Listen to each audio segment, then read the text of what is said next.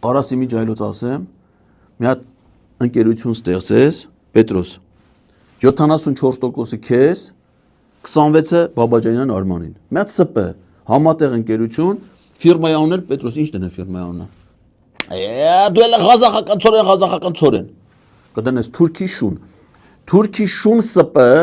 74%-ը քեզ, 26%-ը Բաբաջանյան Արմանին։ Միասին կդնեք այդ 10,000 դրամ թոշակն ստանաս, կտանես կանադրական կապիտալում քո կողմից կասես, ինչ դրել ենք, էս էլ իմ կողմից մի հատ 10,000 դրամ ավել։ Ինվեստիցիաները կանեք, աչծախ որ շատ չծախսես, էլի վարչապետն ասում է չի կարելի այդ փողը շատ էսյանի անանեք թոշակ առումներով։